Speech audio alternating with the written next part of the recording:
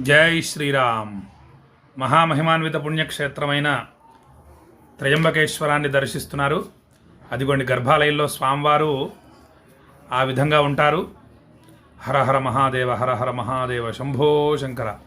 పరమేశ్వర స్వరూపులైనటువంటి పూజారి గారు త్రయంబకేశ్వర జ్యోతిర్లింగానికి అభిషేకం చేస్తున్నారు. అలా జలాన్ని తీస్తారు. అలా చేయితో తీస్తూ ఉండడం చేత ఆ లోపల ఉన్నటువంటి బ్రహ్మ విష్ణు మహేశ్వరులు కనిపిస్తారు.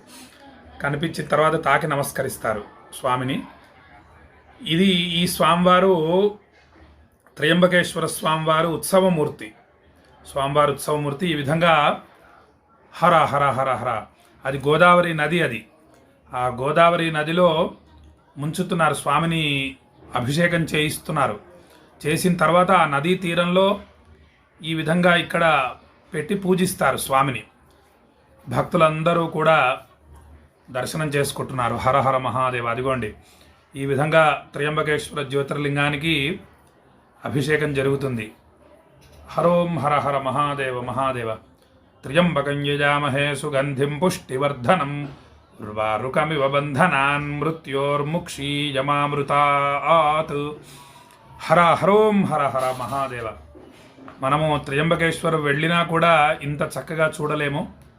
అదిగోండి అందరూ మహానుభావులు ఒకరిని మించి ఒకరు మంచి వర్చస్సుతో వెలిగిపోతున్నారు అక్కడి పూజారులు. హర శంభో సదాశివ, శంభో సదాశివ. ఆ విధంగా అభిషేకం చేసిన తర్వాత ఆ జలాన్ని తీస్తారు కుడి చేయితో. అదిగోండి ఇది అలంకార దర్శనం స్వామివారికి. తర్వాత ఉజ్జయినిలో ఏ విధంగా అయితే భస్మ హారతి చేస్తారో అలాగోండి భస్మంతో స్వామిని సేవిస్తున్నారు. హర హర మహాదేవ. ఈ విధంగా త్రయంబకేశ్వర స్వామివారి అలంకార దర్శనం. ఎంత చక్కగా ఉన్నారు చూడండి స్వామి. హర హర మహాదేవ. అదిగోండి స్వామివారు.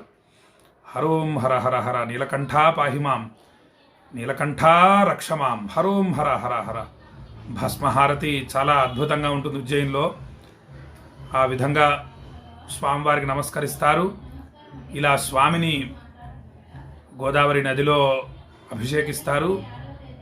హర హర హర హర. నీలకంఠుని శిరముపై నీళ్లు జల్లి పత్తిరి సుమంత నెవ్వాడు పారవైవ గంగిగోవు వాడింటి గాడి పశువు మల్లసురశాఖి వాడింటి మల్లె చెట్టు.